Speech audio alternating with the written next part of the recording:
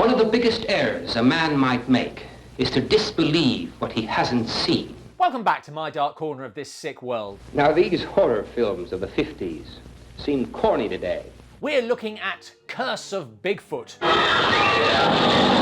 which opens with a weird amount of footage of a dog's tongue,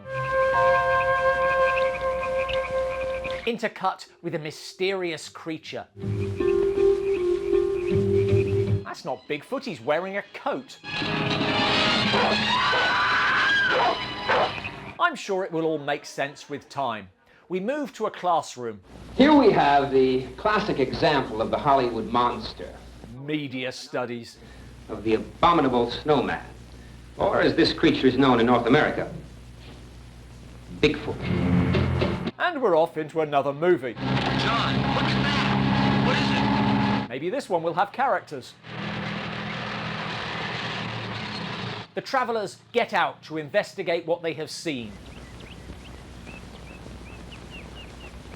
For 5 minutes. All this scene establishes is that Bigfoot likes being elusive and slowly withdrawing his paw from view.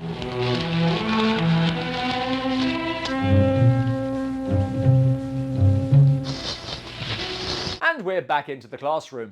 Expect us to believe all of this? Shakespeare once said, through Hamlet, "There are more things in heaven and earth, Horatio, than are dreamt of in your philosophy." Shakespeare believed in Bigfoot. Think you're better than Shakespeare? Fortunately, he has an expert guest speaker to back him up, but he's running late. Well, while we're waiting, let's review, see if you remember the names of some of these ancient sea monsters. Anne. That's a griffin. It's a flying bird monster. The hell class are they taking? But what I want you to tell us is just where and when did the legendary griffin get its start? Andy. He was invented in the 1400s by the Germans. Really? I wonder. How to immediately undermine yourself as an expert.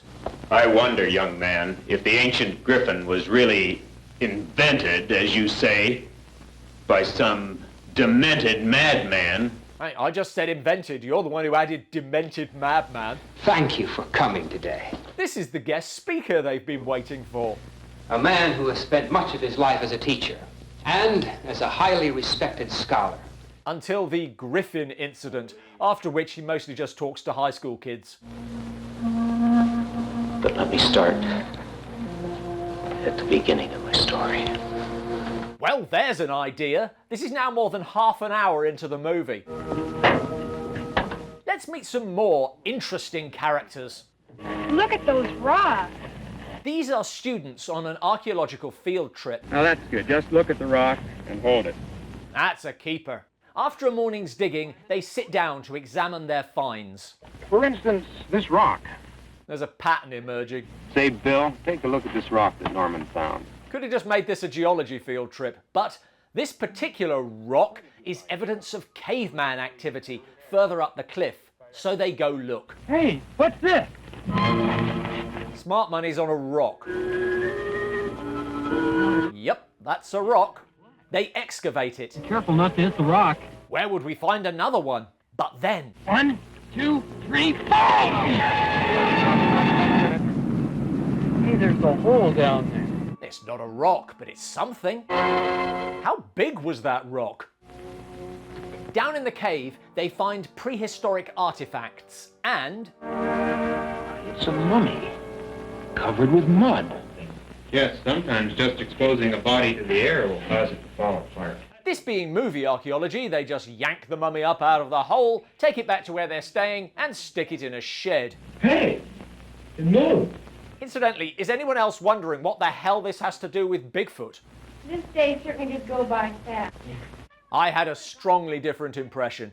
Worth bearing in mind, all this is presumably being related to that class full of students, and you can't say that he's skimping on the details. By the way, you can bring me back a bottle of orange pop if you want.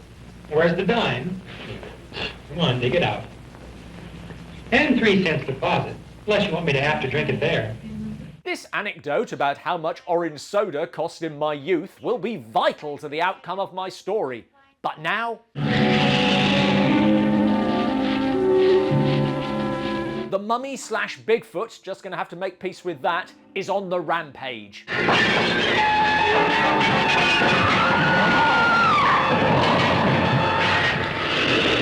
Endangering the mission for orange soda. Boy, sure is a nice sky. The moon's so bright, you don't even need a flashlight. Well, I'm convinced it's nighttime. We were up digging at the Indian site yesterday, and that's where we discovered the cave and the mummy. If it weren't for you boys, I wouldn't believe it.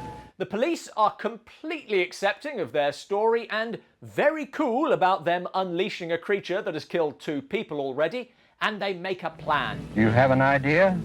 They have no idea where it is, what it is, or what it might want, but are pretty sure that, in response to nothing, it will return to the house, preferably approaching from the other side of their impenetrable hay bale wall.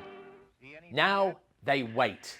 Nothing yet. Beginning to look as if this idea isn't going to work. Well, how long have you been waiting? In a half hour. Maybe give it a little longer. Been almost 3 minutes. Well, you've done all you can. The sheriff goes to look.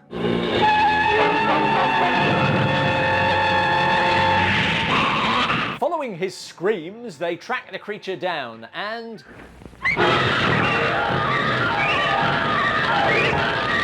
the film ends without even checking in back at the classroom. I'm thought by many people to be nothing more than a madman. But they still let me talk to kids.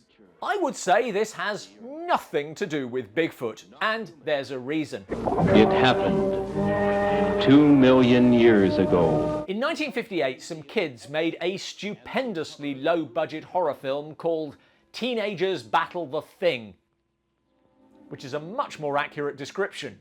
That was only released in their hometown until 1975, when they added 20 minutes of new footage and tried to jump on a currently popular bandwagon by pretending that this bore any resemblance to Bigfoot. Not sure if that makes it better or worse. The movie studios turned out films like these by the hundreds back in the 50s and early 60s. Yeah, not quite like this. I still have no idea what this is. I'm assuming they had another short film lying around and just decided to stick it in. Well, that's my theory. I could very easily be wrong, though.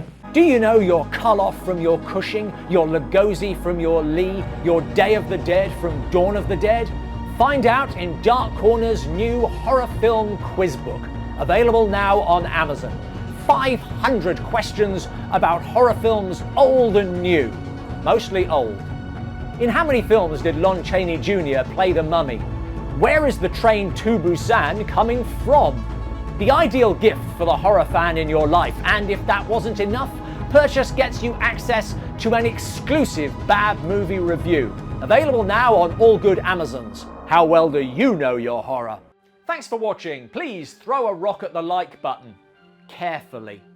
I say that this doesn't look like Bigfoot, but who knows? What other movies ignore popular conceptions of what monsters look like? Let us know in the comments below.